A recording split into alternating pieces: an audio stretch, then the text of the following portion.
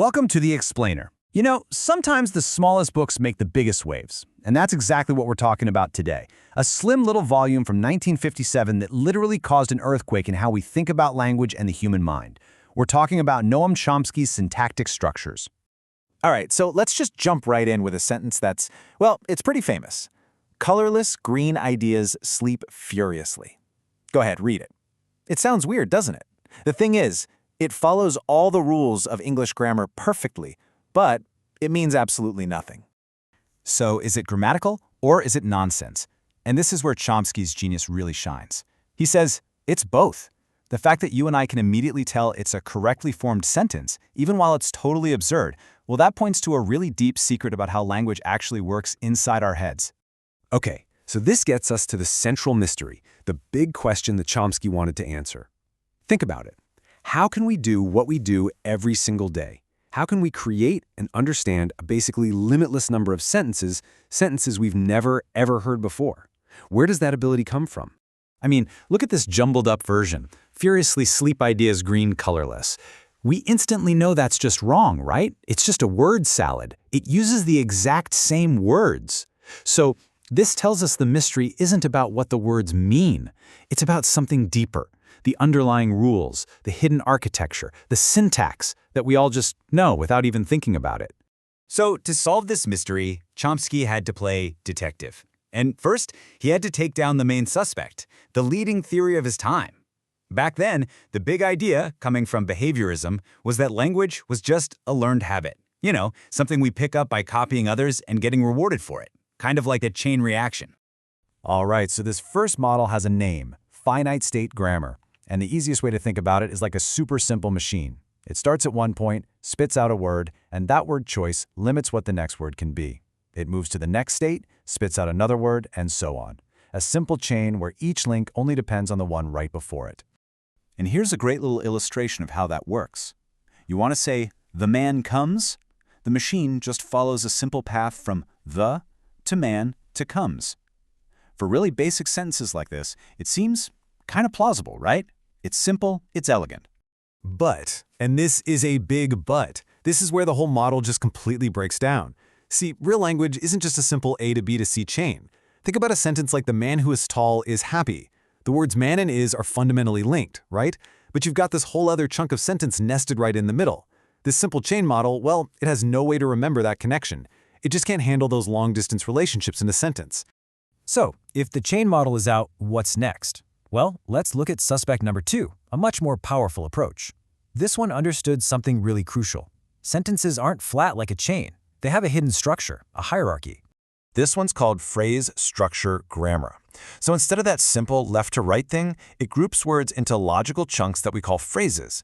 These phrases then combine to form the whole sentence. It's less like a chain and more like a tree, with words as leaves and phrases as the branches. And this tree diagram shows you exactly what I mean. It's like an X-ray of the sentence, showing its internal skeleton. You can see how the man clicks together to form one unit, a noun phrase, and hit the ball forms another, a verb phrase. This is way better, right? It captures a much deeper truth about how sentences are actually put together. But you knew there was a but coming, didn't you? Even this much smarter model had a huge, fatal flaw. While it's pretty good at describing a single sentence, it gives us absolutely no way to explain how we know that very different sentences are connected, especially when they share the same basic meaning. And it's this exact limitation that opened the door for Chomsky's truly revolutionary idea. He suggested that underneath all the sentences we actually say and hear, there's this hidden, more fundamental layer of grammar. Okay, just look at these two sentences. The man hit the ball, and the ball was hit by the man. We all know they mean the exact same thing. They're obviously related. But to the phrase structure model, these are two totally separate, completely unrelated trees. That just doesn't feel right, does it? It doesn't match our intuition at all. So how do we explain that connection? This is it. This is the core idea. Chomsky's answer was what he called transformational grammar. Now, stick with me here. The idea is that we have a core meaning in our minds, the deep structure, which is super simple, something like man hit ball. Then, our minds can apply these things called transformational rules, almost like a command in a computer program. A command like make it passive rearranges that deep structure into the different surface structures, the actual sentences we speak. It's just an incredibly elegant and powerful way to connect a whole family of sentences. Okay, and this is the point where the story explodes beyond just grammar. This wasn't just some new way to draw diagrams for sentences. By proving that language had this complex, hidden structure, Chomsky was really launching a direct attack on behaviorism, which was the dominant theory in psychology at the time.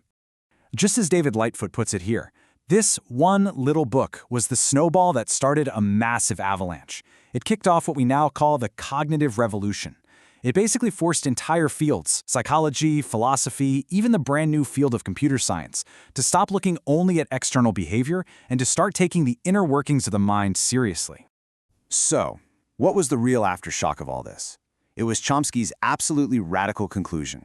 He argued that this whole system, this deep grammar with all its rules and transformations, was way too complex for a kid to just figure out by listening to people talk. It couldn't just be a learned behavior. No way! It had to be something deeper, a human instinct. He proposed we are all born with a universal grammar, like a pre-installed operating system for language, and that is the idea that basically laid the foundation for the entire field of cognitive science. And all of this leaves us with a question that's as profound today as it was back then, a question that researchers are still fiercely debating. Is this incredibly complex grammar, this engine of infinite creativity, something we simply learn from the world around us? Or is its fundamental blueprint already there from the moment we're born, a universal inheritance hardwired into the very fabric of the human brain?